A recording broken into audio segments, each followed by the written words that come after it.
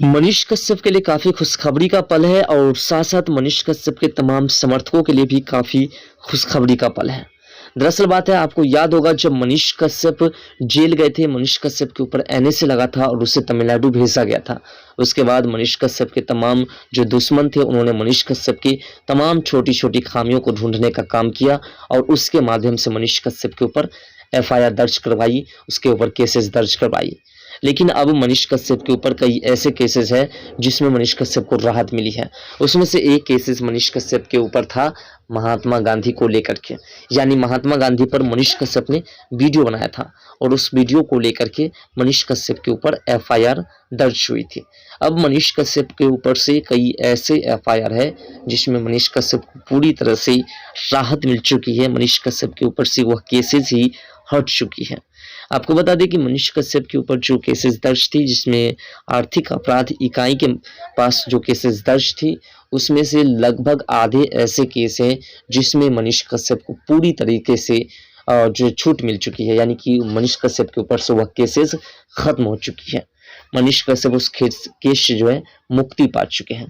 उसमें से एक केस है महात्मा गांधी पर वीडियो बनाने को लेकर के, जो निशांत वर्मा ने उस केस को करवाया था। मनीष कश्यप को कल के डेट में उस केस से, यानी कि महात्मा गांधी के ऊपर वीडियो बनाने को लेकर के जो मामला दर्ज था आर्थिक अपराध इकाई के पास, उससे मनीष कश्यप को पूरी तरह से छुटकारा मिल गई है। मनीष कश्यप के ऊपर से उस केस को खारिज कर दी गई है। अब देखिए, शुरू से ही कहा जाता था कि सत्य परेशान हो सकता है लेकिन परास्त नहीं हो सकता है, और वो देखने को आपको मिलता चला गया। मनीष कश्यप को 9 महीने भले ही जेल में रहना पड़ा, लेकिन मनीष कश्यप को पूरी तरह से क्लीन चिट मिल गया कि मनीष कश्यप किसी भी तरीके से दोषी नहीं है।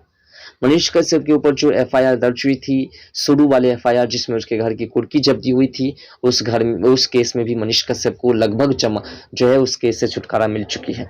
वहीं मनीष कश्यप के ऊपर जो एनएसए लगा था, एनएसए को डायरेक्ट कोर्ट ने खारिज कर दिया, हटा दिया।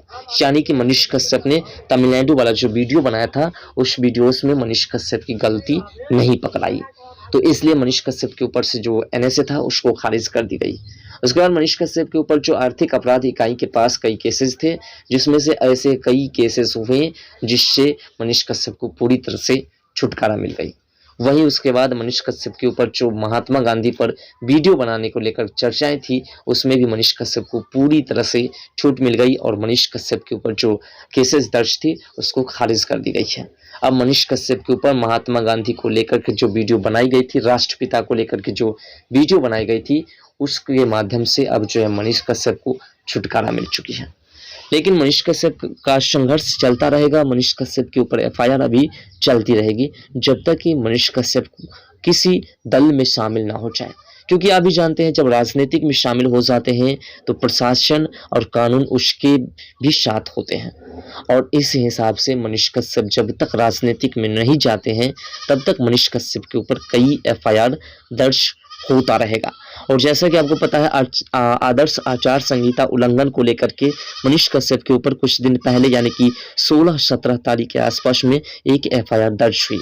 भले ही उसमें मनीष कश्यप को जमानत मिल गई है, लेकिन ऐसे कई सिलसिला अभी आएंगे जिसमें मनीष कश्यप के ऊपर एफआईआर दर्ज होगी, क्योंकि आप भी जानते हैं मनीष कश्यप एक सेलिब्रिटी बन चुके हैं, उसकी पब्लिसिटी है, और मनीष कश्यप के मतलब तमाम बिहार के तमाम क्षेत्र, पूरे देश में तमाम जगहों पर जो है आदर्श आचार संहिता लागू है, क्योंकि लोकसभा चुनाव है।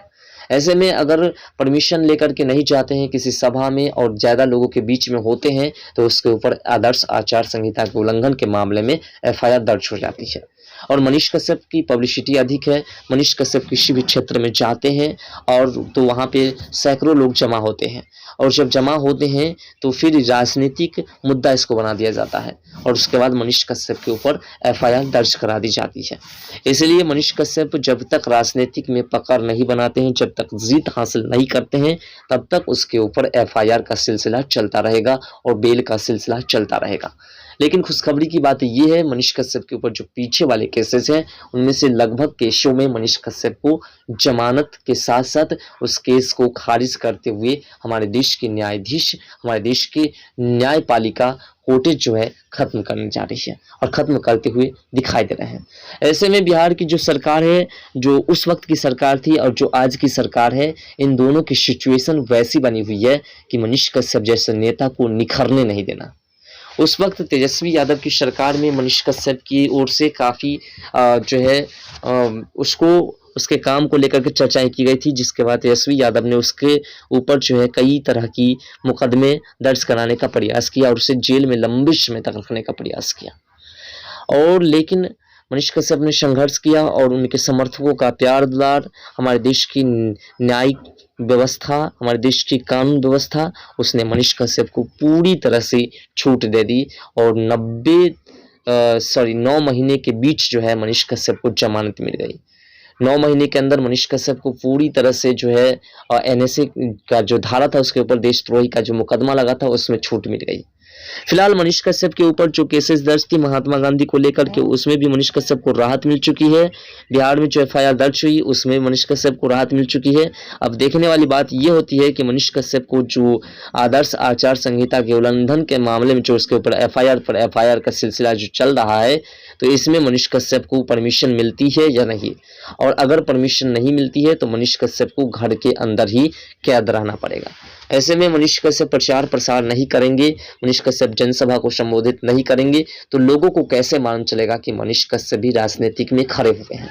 क्योंकि मनीष कश्यप के समर्थकों की कमी तो नहीं है, लेकिन जब तक लोगों को मालूम नहीं चलेगा कि राजनीतिक में खड़े हुए हैं, इसकी पहचान चिन्ह है, इसकी पार्टी की चिन्ह क्या है और ये किस पार्टी से चुनाव लड़ रहे हैं, तब तक लोग उन्हें वोट कैसे देंगे।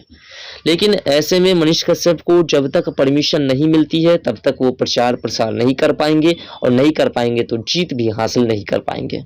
तो मनीष कश्यप के लिए मुश्किल का पल है।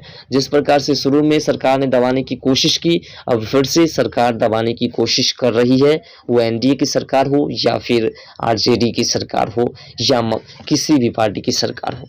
जब तक संघर्षशील व्यक्ति संघर्ष करता रहेगा तब तक उनको दबाने की कोशिश करती रहेगी। और लेकिन जो संघर्षशील व्यक्ति है, जो सत्य के राह पर चलते हैं, उन्हें वैसे ही जमानत मिलती जाएगी, वैसे उनके ऊपर से केसेस खारिज होती जाएगी। जैसे आज महात्मा गांधी पर वीडियो बनाने को लेकर जो मनीष कश्यप के ऊपर FIR दर्ज हुई थी और जिसमें मनीष कश्यप की जांच भी चल रही थी, मनीष कश्यप की कई ऐसी लैपटॉप्स, मोबाइल्स वगैरह हैं, उनकी खोजबीन हो रही थी। तो और साथ साथ तमिलनाडु प्रकरण का मामला था, NSA का मामला था, लेकिन सभी मामलों में मनीष कश्यप धीरे धीरे जो पूरी तरह से दोष मुक्त होते हुए दिखाई दे रहे हैं, किसी भी प्रकार से दोषी नहीं नजर आ रहे हैं। और दोषी जब नजर नहीं आ रहे हैं तो सरकार को मिर्ची लग रही है, इसीलिए वो इस प्रकार के खेल खेल रहे हैं। लेकिन मनीष कश्यप को राजनीतिक में उतरना है तो उन्हें प्रचार प्रसार करना होगा, लोगों के बीच जाना होगा, और जो लगभग 1 दर्जन क्षेत्र में अपने कैंडिडेट को उतारे हैं तो उसको भी जिताने के लिए उन्हें सभा को संबोधित करना होगा। आपको क्या लगता है, मनीष कश्यप को ये तमाम कार्य करने में छूट मिल पाएगी, वो कार्य कर पाएंगे और वो जो अपने मित्रों को, अपने साथियों को, अपने जो प्रतिनिधि है उसको जिता पाएंगे या नहीं? अपना राय कमेंट सेक्शन में जरूर दीजिएगा। मिलते हैं नेक्स्ट वीडियो के साथ, तब तक के लिए बाय।